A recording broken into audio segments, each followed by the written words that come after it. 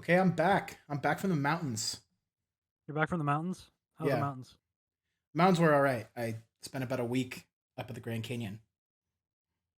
That's kind of different from a mountain if you're thinking about it. It's kind of like a reverse mountain. Well, no. It's like still around mountains, so I'm Okay. gonna call it in the mountains.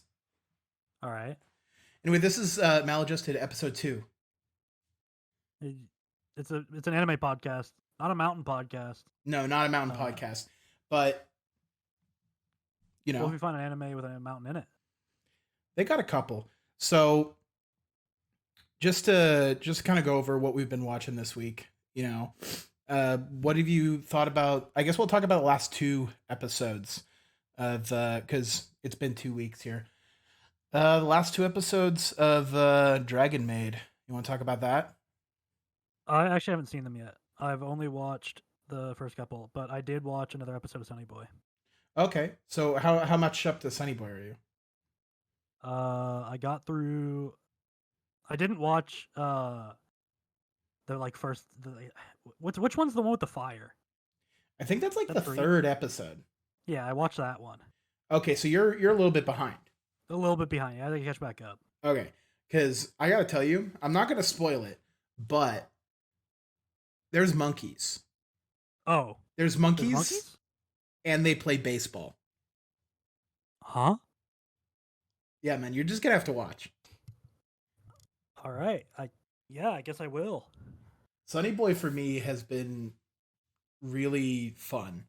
It's a show where I kind of don't know what's gonna happen, what's going on, which is great. It makes me feel like I'm missing something, and I love that. I hate walking into a show knowing exactly what's going to happen, and I don't feel that. Yeah. I yeah, it's all like I feel like I'm solving a puzzle. Mm-hmm. It's great. It's been really good so far. And as far as Maid Dragon, you're what, like 2 episodes behind on that too? You haven't watched anything? Yeah, I think I'm just 2 episodes behind. I've been focusing Got on other stuff, but I'll binge and then we'll have an episode where like the seasonal section takes up like an hour. mm-hmm. It'll be Guy great. guy with an anime podcast has not been watching anime. I've been watching anime. I just haven't been watching seasonals. There's a Okay, difference. okay. I just assumed you just been playing World of Warcraft. Okay, I've been playing two. I've been doing the two things. I've been playing World of Warcraft. And I've been watching K-On. Okay. I guess we'll get to that Rewatching later. K-On. We'll get to that. It'll Mm-hmm. happen. So, I guess I'll go into a little bit more detail on the shows you're not watching because you probably Yeah, don't care. I So, don't give a shit at all. as far as The Detective is Already Dead, that show, the past 2 episodes have kind of been trying my patience Damn, that's because, crazy. listen, man, I know if the show ends up being suck, I'll give it to you, man. You had the right call, but I'm hoping this is just a bump on the road because the past 2 episodes have been entirely flashback, and it's not been like a particularly interesting flashback. Uh Uh, huh. it's just like calling back to like I guess a previous case that the protagonist Kimi had worked with Siesta, the detective who is already dead, and it's like the first flashback episode was like fine. It was kind of them hunting down like a serial killer, like a Jack the Ripper type dude, and there was actually a pretty fun little encounter they have where like the bad guy is revealed, and they introduce like this mysterious new character who is like an antagonist like girl who works for the evil organization or maybe is the lead of it. I'm not quite sure. But there's like a giant monster, a big like mech suit fight. Huh? Yeah. Um and then in the second flashback episode, they find a like a girl who is like supposed to be their same age. Like she says she's 17, but she like looks like a child, and they like make jokes about it. Oh. And she has like amnesia, right? So I think this flashback is going to last a little bit longer, maybe 3 episodes of flashback, which is quite a lot. Yeah, that's kind of a lot. I Yeah. that is a patience trier for sure. Yeah. It's like how long could you really just do flashbacks? Which I guess, like, within the context of this specific series being it's like about this guy and how he's dealing with like the loss of this person, and like I'm assuming it's going to be about him like moving on or whatever. I guess it makes sense to have a lot of flashbacks and have a lot of like time for us to like get to know this character as much as he does. But still it's like 3 flashback episodes in a row it's looking like, which Yeah, very hard to pull off, it's a right? lot. Like there's that's the thing with killing off characters early is it- You have to make them care. how Like do you impactfully make someone care about a character without it a being clear that they're going to die, or mhm. b just fumbling the bag, you know, like it, there are very few shows in my mind where people even get killed off at all, like early, right? And that's like a big thing. Yeah. But obviously, there's one you're thinking of and one I'm probably thinking of. Gurren Lagann, right? They spend quite a while. Like they spend a little bit longer characterizing Kamina, and they make him just this larger than life being who almost the entire story revolves around, and is so centrally important that it almost seems like he couldn't die, right? Yeah. Like narratively, he was just too important. But like it sets it up so well that just killing him just changes the whole dam. Yeah, I think in the case of Gurren Lagann, it's actually such a cool character death because before he dies, Gurren Lagann is like bog standard like action show type material where Yeah, you have an idea in your head as to how everything is going to go, and Kamini is going to be the cool guy, and maybe Simon will learn to like be more like him or whatever. But then the whole thing changes with his death and the way that the show treats his death, which is really cool and kind of uh, changes your opinion of Kamina over time, because you go from thinking he's like the coolest guy who has the solution, which is just to be the anime protagonist dude who like will just power through it, and then you learn kind of eventually to more respect how Kamina sort of made the other characters feel rather than the actual like merits of his actions, because the whole point of the show is that like Kamina's way was destined to fail, yeah. because that's not how it was going to work. But that is a really good way of handling a character death. I don't But know she, the if detective is already dead. I don't know She if dies in like yeah, episode 2. Yeah. episode 1 it's so at the end of the first episode, which is a 46-minute long episode, it's a double length. The end of the Uh, first episode, the whole first episode is like introducing us to this character, and she is similarly to Kamina, kind of like a larger than life, like I can do it all, I know it all, I'm like so cool type character.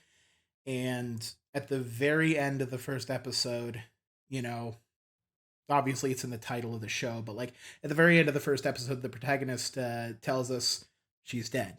Kind of drops the bomb, which again, kind of spoiled by the name of the show. But yeah, I don't know if one singular episode and then going back to flashbacks is like the best way of doing it, but I still have faith that even if it is really stupid, I'm hoping that it's still fun, and that's all I'm looking for out of this show. Is I'm hoping it's fun. And the past 2 episodes have been less fun in the flashback than the first like few episodes. The whole thing with like they had this little story with like trying to save this idol because she has this like super expensive sapphire that's in her family that's going to get stolen, and she calls upon them to protect it. And that whole storyline is really fun, and I liked it a lot. But this one so far is less good. yeah. Anyway, that's all I really wanted to say about that. Is yeah, flashbacks, a lot of them in a row, and I don't know how good that's going to be. The Aquatope on White Sand, Aquatope. Uh, this past few episodes have been pretty good, actually. They've been surprisingly better than I expected from this type of show. I kind of expected this show to be a little bit of a nothing show where just like girls are sad and they, are just good friends and they weather through their struggles that they're having as teenagers or whatever, and they have a beautiful summer, and that was kind of it. And maybe the girls kiss, but the past two episodes have been a lot more engaging than I originally thought the concept could, carry. Because like Oh yeah, the episode before this latest one has the protagonist's mother show up, which I would expect to happen much later in the series, kind of like a third act kind of thing. Like she shows up to try to take her home, and they have to come together and show that they care about her and they need her at the aquarium here. But they do it kind of like relatively early, which I thought was pretty interesting, and they did it in such a way where it was less predictable than you would expect out of that plot point. They still do basically the same thing where like they show her the aquarium and how much she cares about the aquarium and the people there, and how eager she is to kind of change her life working here instead of as a failed idol in Tokyo. And she wants to do something different with herself here, and the mom gets it and she's like, okay, but you have to come back home after the summer, so that sets up like a time limit for our characters to have their moments to interact. yeah. And this latest episode has them in an attempt to save the aquarium from closure and to draw in more customers. They have to come up with some new way of attracting people. So they decide to start selling. There's two methods they employ here, which is posting on social media. They basically start an Instagram account, and they also start selling like food. They want to start selling food, and they have another character who, I guess this is her episode to kind of get her perspective on what she likes and what she wants out of life and her dream or whatever.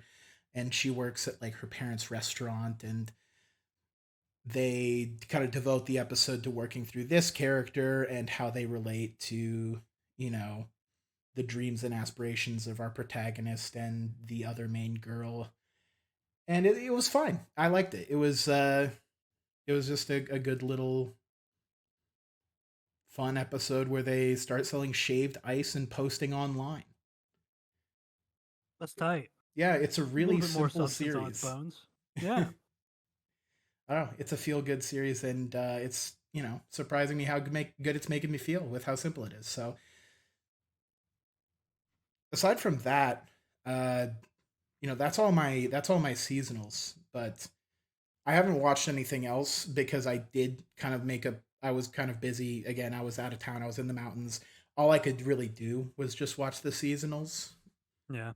But you watched other stuff. I did watch other stuff. I hit. Of course, we've had 2 weeks, so we've had 2 episodes of Legend of Polka. They good? They were fine. The last one I talked about, it seemed like they were teasing like they were going to do some sort of fashion competition, but it seems like that's either on the burner or it was just dropped completely, or maybe they never meant for it to be an episode. But they resumed with this episode about Polka's like manager, and Hmm. just about how her manager was, and like how she interacted with people. It wasn't really like nothing really was going on. They were just talking about the manager, and then they talked about like a Hololive Staff Among Us session that took place for some reason. I really have no idea what was going on with that. It was just kind of a strange episode, but it's still fine. It was fun. And then the next one, the most recent episode, was a little bit more structured. It opened with Polka just like on the ground doing push-ups, just like Oh. for no reason, and then Izutsu interrupts her and is just like, All right, we're doing the episode, fucking hot mom competition, and huh? What do you mean hot mom competition? And the whole point of that episode was they were taking turns deciding their ideal hot mom, Oh, so like but create a MILF. yeah, like make a MILF. And they would like both introduce a scenario.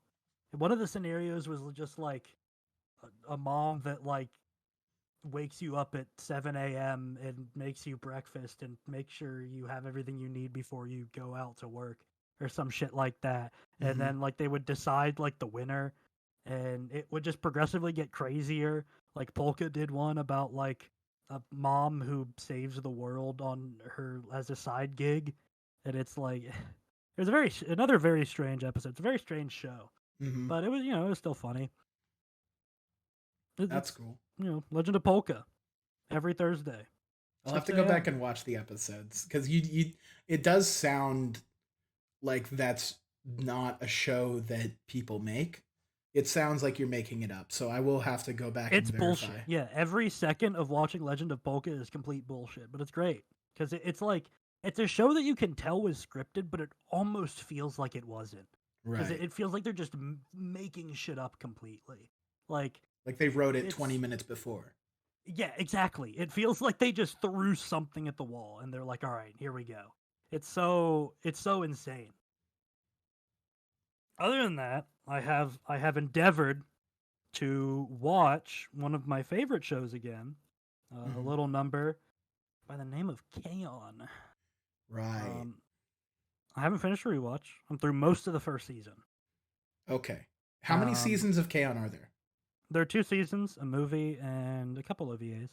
Are they all like canonical? Are they all like mandatory? So that's the thing about K-On! The thing about K-On! The canon, um, as far as you would traditionally consider the canon, like like was this in the manga? Was this in the source material? Oh, it's Did the adapted from a author? manga? It's adapted from a four coma, Oh. so there wasn't really much there. Mm-hmm. In K-On! So as far as that's concerned, K-On! Has added. I think someone like went through and came up with a number, and I don't know how accurate this number is, but it feels right, considering I went back and read the manga 1 year. But there's about 3 times the content in the anime as in the manga.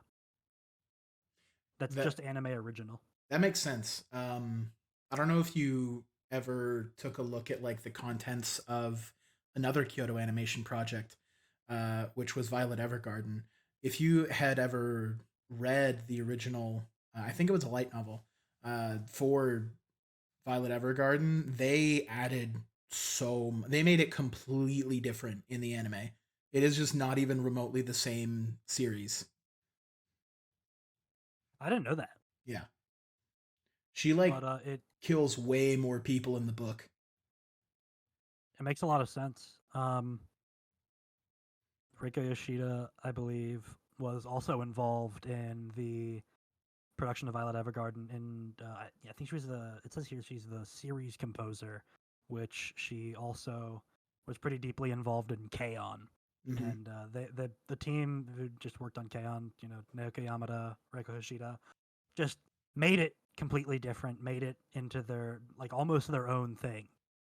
Like K-On! The manga is of very little substance. It's got kind of weak gags, a lot of just like girls being girls. Uh oh, there's my panties. Lol.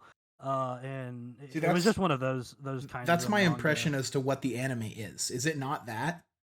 and that's what you'd think. And there are still elements of that, but like no, the anime takes everything like so much further. The characters are cool. There's a lot of like good gags, really stupid gags, but good gags. It's just a very fun show, and it's as amazing as the day I first watched it. It's so good. I can't possibly vouch for K-On! Enough. It's just the best of its genre. It like the first time I watched it, I would always say that it ruined the whole like girls doing stuff genre, and I still think it's true. I still think it's just amazing. It's so good. Okay. Like I think the directing style of Naoki Yamada is just fantastic. She's just like got a really unique style. That's it's great. It also just looks beautiful. Like Kyoto the show Animation. started in 2009 and it looks amazing. It looks better than most shows that come out today. It's so good looking. Well, I mean, And it's today is just like a bad season for good looking shows because oh yeah, production that show problems looks have been bad. rampant Yeah. lately. Like it's been no good. Yeah, even like, shows that have come out within the past couple years, like Hmm. it blows them all out of the water. It's just the visual style of K-On! Is so undefeated. Okay. There's so much care in all the audio design. The music production team went out of their way to get people who would play instruments at the level that the characters would be at. Like I'm pretty sure they used amateur musicians in the production. Uh, the there's a lot of good like original music. It spawned basically like a whole like little band just to produce music for the show. There's so much care, so much love in every corner of the show. It's just I love it. Okay. So and that's on rewatch. Like this is you coming back to it. I'm coming back to it. Yeah, Okay. So we can talk a little bit more about K-On! Later. yeah. We have something planned. Okay. But what I want to talk about is there were a few pieces of news that happened over the past 2 weeks. Mostly the week before this week were the ones that I really did want to talk about. The first is, you know, Chiaki J. Konaka, who, if you don't know who that is, he created such things as Serial Experiment Flame. He wrote the very popular Digimon Tamers. Like, he hasn't worked in a while, and there might be a reason for that, but he recently wrote a non canonical stage play type thing for the 20th anniversary of the airing of Digimon Tamers. And it was a little bit controversial because the bad guy, like the Digimon villain or whatever it was, in the context of this play was I guess political correctness, and it used like an attack called cancel culture or something to that effect. What? Uh, it was really bad, and I feel bad for like the voice actors that had to like say these things in character because it's really cringe. It's super embarrassing. How does that like get through to that stage? Like, how does no one just like come up and be like, "Hey, we maybe not," I guess like I guess there must not have been like a whole ton of oversight because it's guess like not. Digimon is like Bandai Namco, isn't it? Yeah, I'm pretty sure it's like something big is just like behind it, still making shit out for it.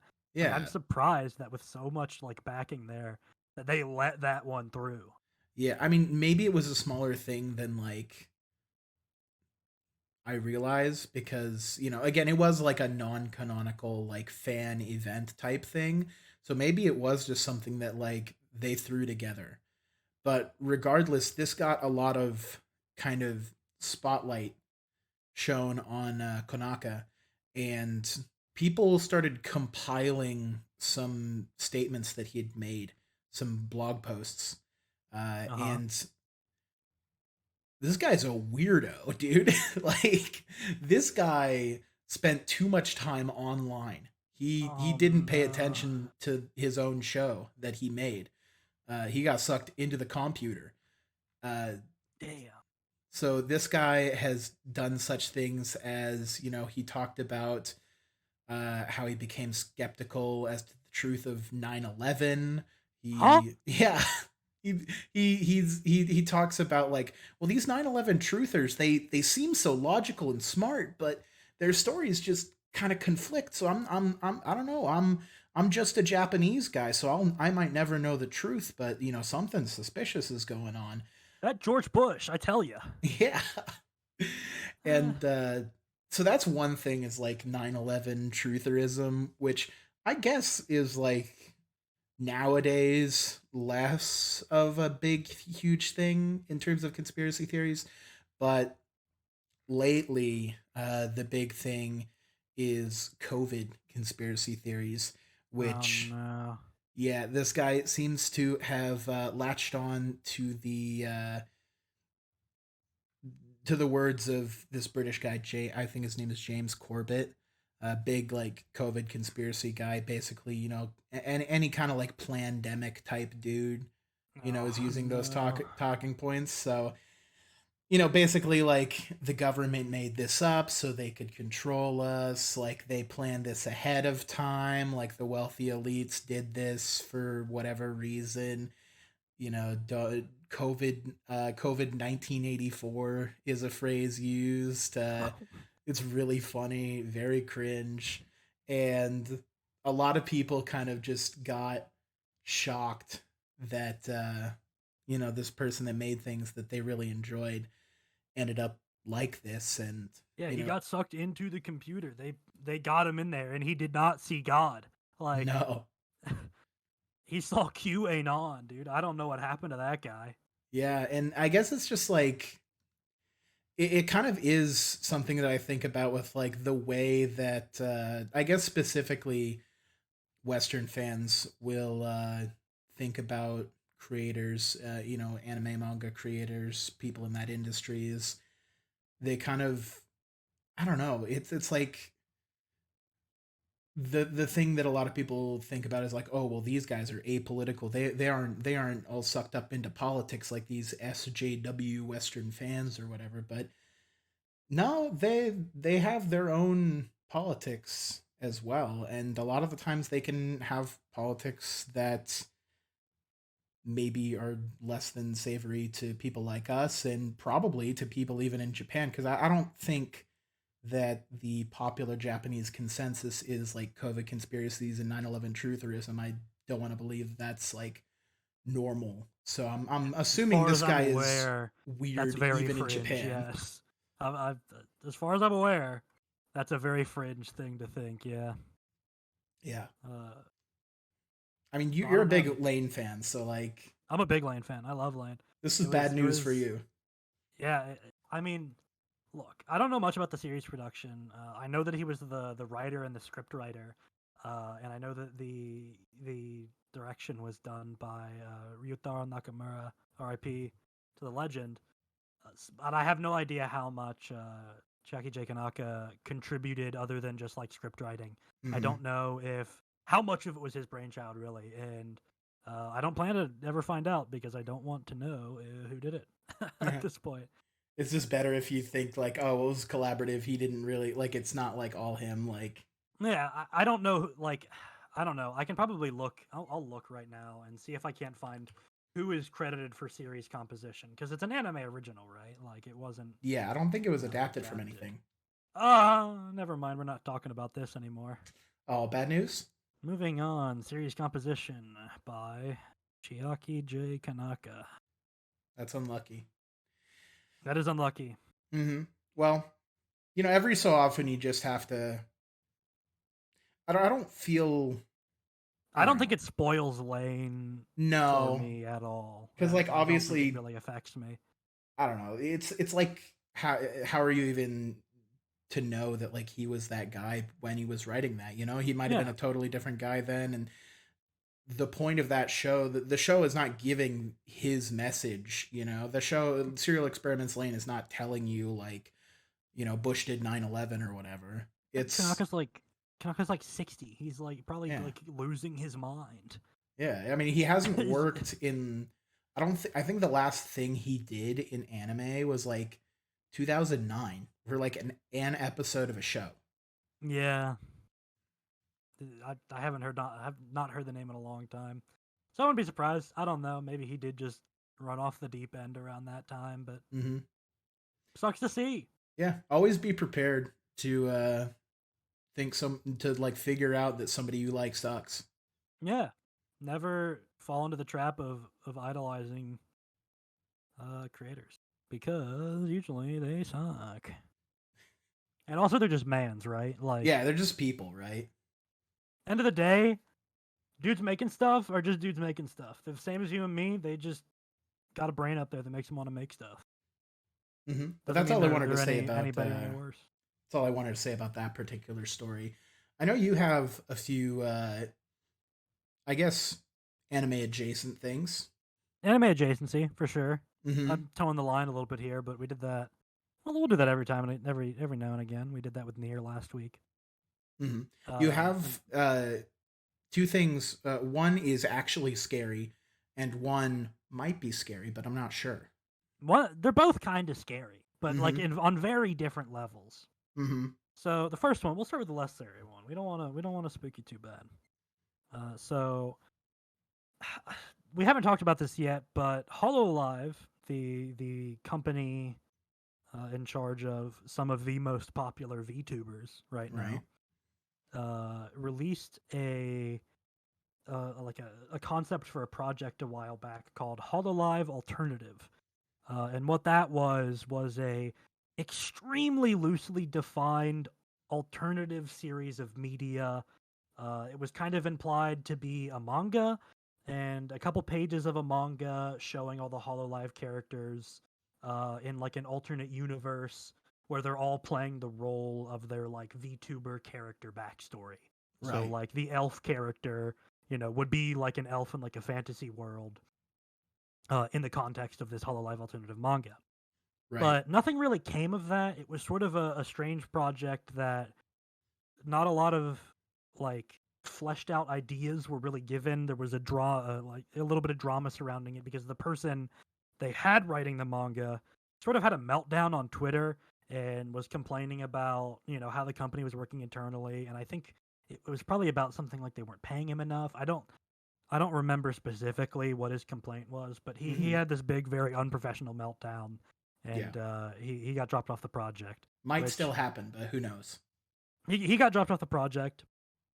And after that point, they did end up releasing some like little manga stuff. But since then, it's really kind of been silent. We don't really know what's going on with that project. But then, a week or so ago, they dropped another PV for something called Hololive Error, and this Yeah. PV was a few minutes long, Mm-hmm. and it was of their first VTuber, uh, Sora, as she's commonly known, and she was just like in like this like spooky classroom doing this weird horror shtick where she was like, "We'll be friends together forever," right? Like Mm-hmm. doing this like weird creepy voice, and it was Yeah. this like Creepy horror horror movie girl horror type thing thing. teaser. And they like put up this website that also doesn't really explain anything, and it's just like another project that seems to be operating in an alternate universe, and it's just like what happened to alternative? Like alternative, I was already skeptical about. I didn't really think it needed to exist. I don't think that you can really bring media production to VTubers in the same way that you can with any other brand, because the VTubers are tied intrinsically to a specific person and the for lack of a better term, nuanced existence that they live. It's like an actual person Mm-hmm. with all the feelings and thoughts of a person. It's just a streamer, Yeah. and branding it with writers and things like that feels uh, Missing the ingenuine point. in part because it is, and it Yeah. also feels like it's missing the point. It doesn't understand the appeal. But I've still maintained some sort of passing interest just to see what it's about. But it feels like their department that's like heading these kind of projects up has no idea what they're doing. They're just throwing shit at the wall and it just dies in production or something. I don't know. But I was so surprised to see that Hololive Error was a thing and they didn't give any real information about it. Haven't heard any real information since, to my knowledge. And it's like, where does Yeah. that come from and why? You know? My first impressions when I saw it, I watched the preview video, and is it a game? Is it a web series? Is it an anime? Is it an ARG? Is it going to be a like a live stream? Like, it doesn't say what it is at It all. doesn't explain anything. It's it's just there, and you have no clue what it is, what it's going to be, and that's kind of like all we can say about it is that it's there, and there's a video you can watch that will give you the general idea of A, it's related to Hololive, and B, it's supposed to be scary. And that's it. That's all the info we got. And it's slated to come in August 2021, That's which this uh, month. yeah, if you're paying attention, is now. At Yes, this very moment, it could come out. it is But currently we still don't August. know what it is. You had no clue. No fucking clue. And there was also, in addition to this is a little aside because I didn't look too much into it, but like a little before Hololive Error, there was another thing that Hololive English did, which was just a video of like uh, a a weird cube that rotates, and then it goes into this video explaining some weird shit about like time and like sort of like an almost creation myth thing, and Huh?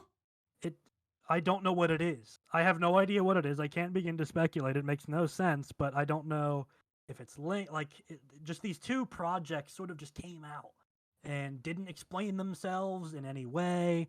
Uh, it's not clear what they are, what the point of it is.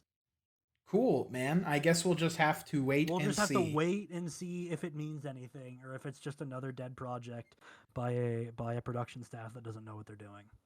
Mm-hmm.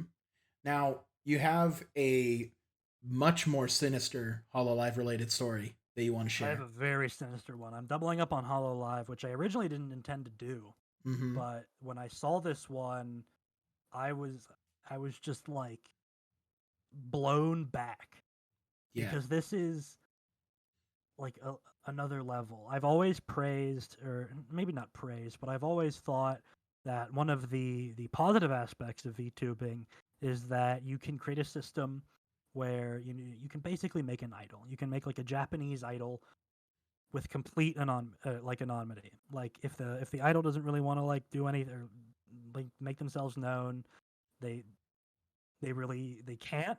And even though some kind of have, and their presence before they joined was kind of known and known Mm-hmm. enough that people could kind of go on. But like a lot of them have a lot of their personal information hidden, and not a lot of people know it. Despite like obviously people have made many attempts to stalk and do all sorts of creepy shit. Yeah, but And like I've always thought it was a good thing. I've always thought that too. Like, the whole idea of the VTuber is, I think, great because you do kind of set the expectation that yes, this is a character. This is not a person. This is not going to be someone that's your friend that you're going to like go out. This is not like a girl you can score a date with. This is a character. Like that Yeah, whole parasocial. I thought it would limit like the parasocial potential there, but but there was a news article where Cover Corporation, the parent company of Hololive Production, announced that it was no longer accepting presents addressed to talents after the end of August. Normally, there could be periods of time where fans could send, the talent presents and gifts and things. Uh, like Kiryu Koko would always get Gundam models, despite the fact that she didn't really know anything about Gundam and didn't really care. But she mm-hmm. would always get Gundam models, and it was just a big little joke that her fans would do. But this announcement that was made, and the reason that they won't accept them anymore, is because they have been finding tracking devices on the gifts that would Yeah, track where the talents are.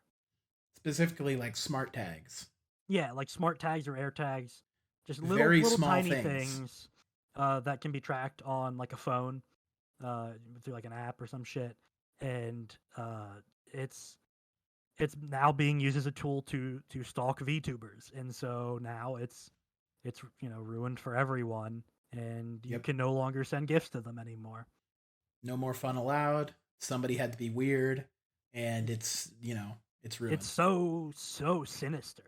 Yeah, that Like is so scary to think about though. Just like because you can hide those things inside like anything. Like you could send like anything. somebody a stuffed animal and have like an air tag inside of it, and they will never know. Never know. Yeah, no, no way. And it's not something that's like new either. There was another agency, I don't specifically remember the name, but I heard about it a while ago that they also stopped accepting presents for like a very similar reason. I can't remember if they ever announced that it was like air tags or what it was, but they were using it to basically track VTubers and try to find out where they're at. And it's like a new level of stalking, and it's Yeah. very very scary. I have to imagine that's got to be a concern with like a lot of regular type streamers too, right? Like Yeah, there's got to be people because like a lot of these people have like PO boxes that they'll accept gifts at, and they'll like open them up on stream, or they'll make like videos about it. And there's got to be people that are like putting air tags inside those to like you know find them and then shoot bullets at Doctor Disrespect's garage or something. Like yeah. I don't that's know. It's it very sucks. scary. It's like I would hate to like I would hate to feel apprehensive about even getting like a gift, just because Yeah, thinking like knowing that somebody might have that much of an ulterior motive. yeah. It's just very, very profoundly sad. Yeah. If you're like a fan of something, just be like normal one time, Just please. like it. Just Yeah. like it. It's fine. Think Yeah. the little dog on your screen moving around and going wow wow wow wow wow is funny. You Yeah. don't need anything else. That should be the start and the end of the interaction. Yeah, you can just Haha. like something, man. Next video, please. Oh, thank you. That's funny, dude. Anyway, I'll see you later. Yeah. Did you have anything else you wanted to add about that, or are there any other like I don't tidbits think about so. that? I Okay. don't think there's any other tidbits. You got any hopefully happier news? I do have a couple other pieces of news. One is like kind of interesting, and the other I'm really stoked about. I'll lead up to the one I'm stoked about. Uh, Okay. the first one is the one shot by Tatsuki Fujimoto. Look Back, the guy who created Chainsaw Man. Uh, we both read Look Back when it first came out, and it's a Mhm. great one shot. Definitely go ahead and read it. It's free online. You can just go find it. It's wonderful. It's a great story about being a creative person, growing with people that you admire, and how it feels like to work with people, and even keep going when you lose people. It's great. But there was a teensy bit of a controversy, it seems, surrounding uh I guess the depictions of mental illness in this one shot, which I kind of I kind of feel a little bit conflicted about what they decided to do. So in the original version of Look Back, this is spoilers for the one shot, by the way. Go ahead and make Meow sure you meow read meow. it. Spoiler warning. Bo bo bo bo bo bo. Go read it. Go read it, or you will get spoiled. Watch out. Bow. Go. It's really good, but in the original version, one of the characters is murdered at their art school by a delusional schizophrenic guy with an axe who is claiming that these people plagiarized his ideas and stole his ideas, which I think has got to be just like a blatant reference to the arsonist who attacked the KyoAni building. Yeah. And that apparently was edited because they wanted to, in their words, avoid promoting discrimination and stigmatization of mental illness, people that might have these types of conditions. So they removed not only the mention that this person was like schizophrenic or something, but also the line about plagiarism, which was weird to me because I thought that that was like I guess the most in it was a very direct reference to like I guess the inspiration, potential inspiration for kind of part of that story. But Yeah. they changed it, and it's still fundamentally the same story and it's still great, but I think I personally prefer the way the original was done. Uh, the edit is fine. It's still, again, 98% the same thing, and it's great. But I just am a little bit confused that they decided to change that. Yeah, I think uh, what I've read about it, it was they were concerned that it just makes it seem like uh, they were portraying someone with schizophrenia and that was linked to like mass murder, and they didn't want to make it seem the case. But I never got the impression that there was any one specific mental illness being characterized there. You know, it just seemed like Yeah. a reference to that real event. Mm. But I don't know, maybe certain phrases that were used in the original Japanese release were more heavily linked Yeah, it is to very a possible, schizophrenic yeah. disorder. So I don't know. I honestly don't know enough about what the original text reads, or the implication the original text would have, or have connotated to mean maybe a person with schizophrenia specifically. But you know, I usually look at that kind of thing, and it's like, you know, it's good that they considered it, but I also don't think that this cheapens the experience. Yeah. I am with you on it being a little weird that they removed the line about plagiarism, considering that was like a one to one, like I'm talking about this of this specific event. You know, Hmm. it was very direct, and you know, I felt like it was pretty harmless. But you know, what do I know? Yeah, I mean, it is also possible that like maybe like the family of one of the animators who died maybe like thought that that was offensive to them, like being I can see referenced in that such too. a way, like maybe they got word of that. Yeah, there's a lot of things that it could have been. Yeah. Regardless, if you haven't read Look Back, it's a great little piece of manga and about just like being, a creative person, a human, a friend, anybody, big recommend. Yeah. But now on to my favorite piece of news from this week, which is Oh very boy, I recent. like this one. I like this one a lot.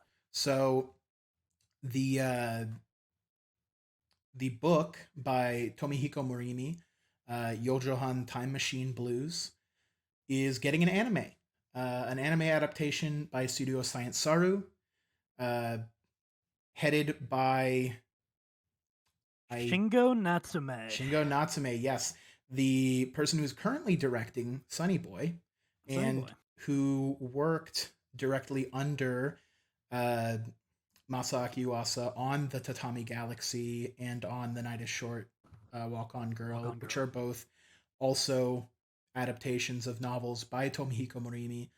And I'm super stoked that I'm this is stoked. getting an anime adaptation because also, earlier, I think like a month or so ago, they announced that that book, Yojohan Time Machine Blues, is getting an English translation as alongside the original book that the Tatami Galaxy was based on. So both the original novel and its sequel are getting English translations. They've never been officially translated in English before.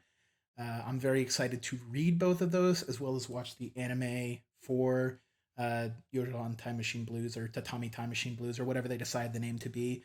Uh, I'm just super pumped about it because it's a great anime and it's adapted from, books by a great author. I love Tomihiko Morimi. I think he's a fantastic author. And, I don't know if you're as stoked about it as I am, but I'm excited. I'm very excited. I'm especially interested.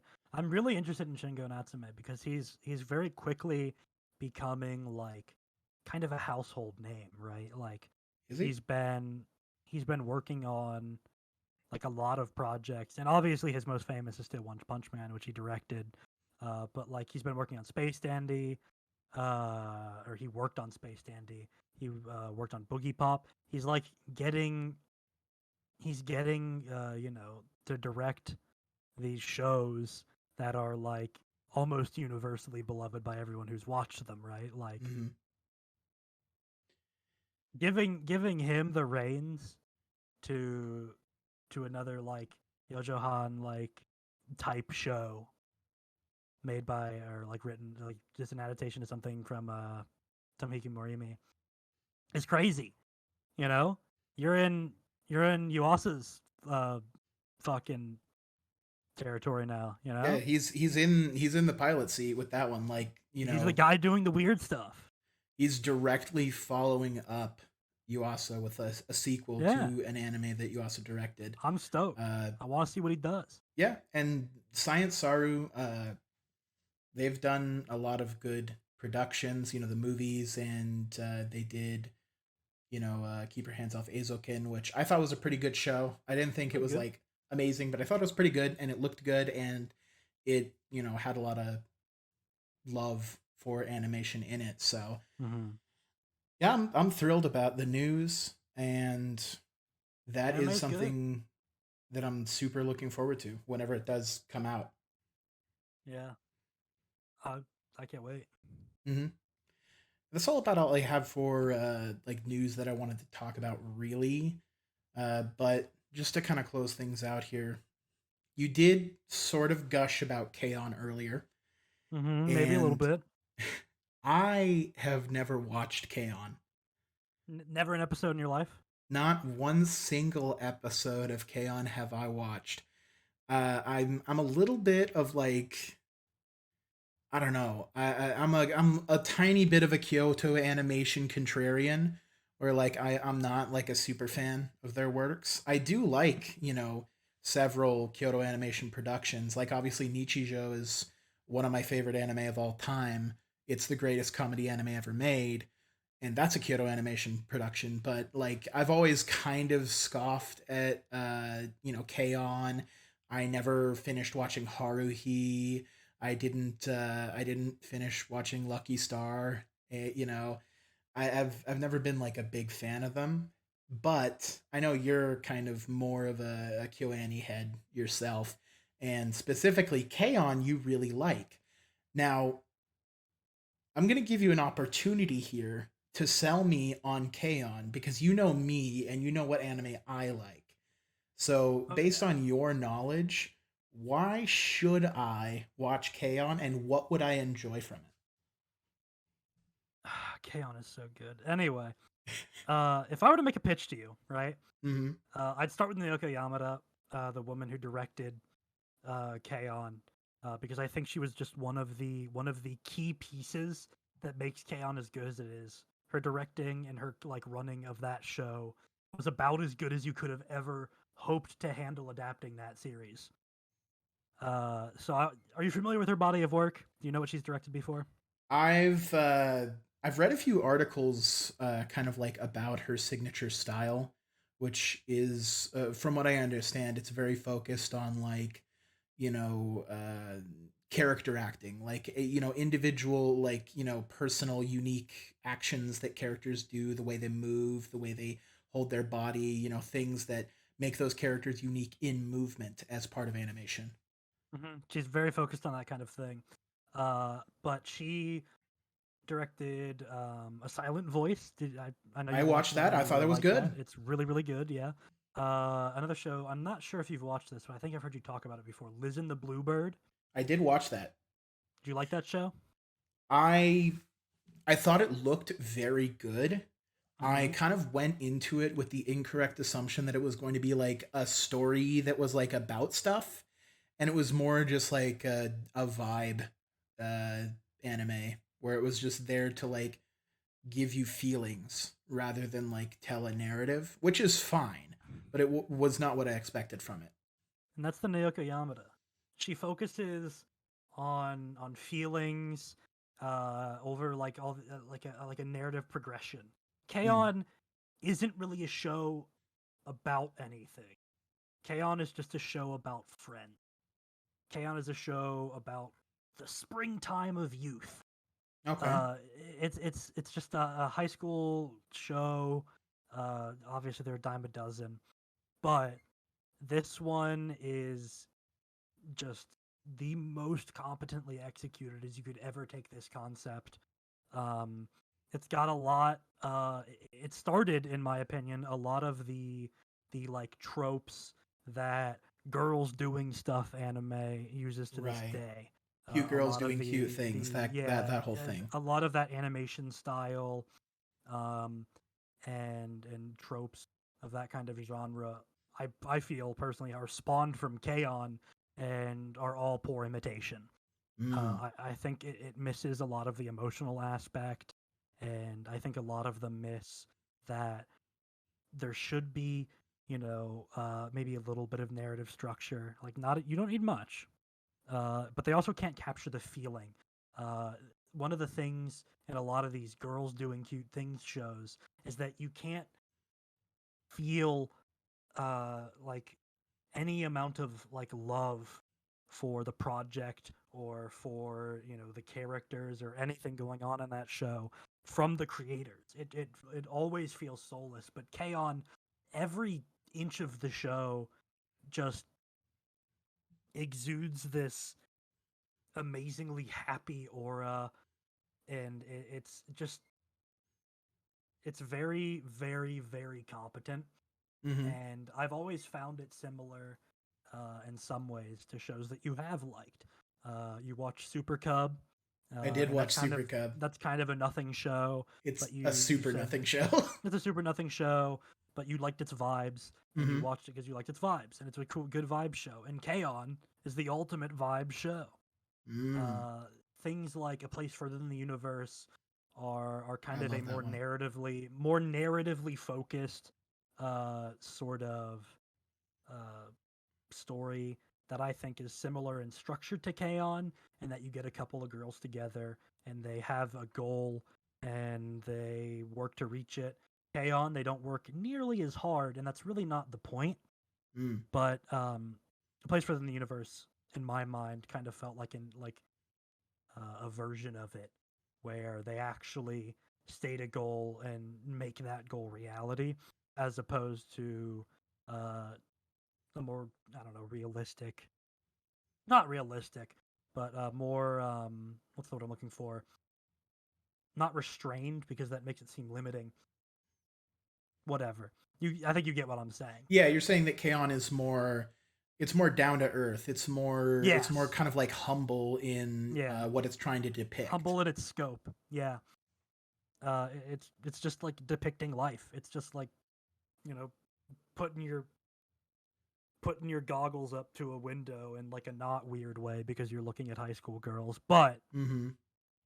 that's the best I can describe it. And it's like really the strongest part of K-On! Is how much fun that you can just see that the creators were having when they made the show. Okay. So Um, it's an achievement. I guess maybe like the impression that I've always had of K-On! Is that it was a show kind of like designed to waste your time, which is probably an unfair assessment given what you've just explained. It kind of But is. I think I kind of get what you're getting at here. So like, whereas a show like Lucky Star is like, a public access sketch comedy show, uh K-On! Is more like, Bob Ross. Like, it's you're just creating a painting, and it's just there to like convey a singular feeling rather than like take you through a series of like bits or jokes or stories. Is that Yeah, kind of what you're getting at here? there's still those elements of bits and jokes, and it's not necessarily just like you're watching water flow down a river and feeling about it. Mm, It's got some structure, it's got things of that nature, but ultimately it's a show that's not really about much. It's about an experience rather than about being uh, a journey, right? okay. It's a journey over destination show. Even though I just said it wasn't a journey, but Right. that idiom applies, and that it's more about the moment to moment than where the show is going narratively. Right. Um, and a lot of people who I've seen, they said they didn't like K-On! Or things like that were mostly just frustrated that the expectation they made of the show and that their music careers would progress wasn't met. Right. because that really wasn't the point of the show. They talk So about it, yes. A lot of the setup is like, let's make a band and get really good at doing music. mhm. But that's really not the point. They do a little bit of that, but that's not the point of the show. So they had the same problem that I had with Liz and the Bluebird, which is going into it expecting a story Mm-hmm. like Yeah. to go to a certain place and instead being met with just like a presentation of like an idea or a feeling. Yeah. Okay. And it's an easy mistake to make. The show does a little bit of setup that makes you think it might go in that direction, but the characters kind of drop it. It's sort of like just an unrealistic dream in the minds of the characters that they're sort of half-heartedly working towards throughout the course of the show. So I've never Mm, faulted anyone for coming into the show with that expectation and being disappointed by it, because the show does do a little bit of work uh, to that end in its early episodes, and it's an easy mistake to make. okay. That's good to know that I should kind of temper my expectations for like what kind of show I'm getting into because I think that's a mistake that a lot of people do make with like obviously all types of media is that they have expectations as to what they want it to be and even if it like executes well on what the actual piece of media itself is wanting to be, they kind of walk away disappointed that it wasn't what they were expecting. Yeah. So maybe if I do decide to watch it, which I think we'll find out maybe by next time, whether or Mm, not I watched it. Uh, yeah. I'll temper my expectations and I'll try to approach it, accepting for what it's trying to be rather than what I expect it to be. Yeah. I think that's a fantastic way to approach that show. Okay, okay. Just a show that you accept for what it is. Because like I do like Iyashike. I think is like the genre name maybe. Mm-hmm. Something Uh, like that. I don't know Kind of just specifically. like another show that I really like is Girls Last Tour. I think that is a super fantastic anime and manga, uh, which it does technically have the characters go on a journey, but it is much more about like kind of just giving you a picture of this world and what the characters are feeling rather than like the actual events of their journey. So Yeah. I really love that one. And maybe if I do decide to watch K-On, maybe I'll come away with a greater appreciation for it, and maybe uh, then we can get to talking about Hibike Euphonium. I'm not talking about that show. Yeah, I'll talk about Haruhi with you, not Hibike Euphonium. Haruhi. Oh, I won't be talking about that show. I did got you nothing to not? say Did you about not like Sound it? Euphonium. I've never watched it. I looked Oh, at it and I'm like, this is dumb. I'm not okay. watching Here's this. the thing. What if I watch K-On and then we both watch Sound Euphonium? That'd be crazy. I'd be down to do that. Maybe. If I decide to watch K-On, we'll go from there. If I watch K-On and I'm like, no, this actually sucks, then I'm not watching Sound Euphonium. But if I watch it and I determine that I do like it, Well, then you have to watch Haruhi. do I? You're gonna watch Haruhi eventually. It has to happen. All right. In terms of Kyoani shows, Haruhi's king forever. Hmm. Well, K-On, not far. okay. Good to know where you stand on that. But that's about all I had for this time. Good talk. Good talk. Yeah. All Let's right. wrap her. See you guys later. See you guys later. Goodbye.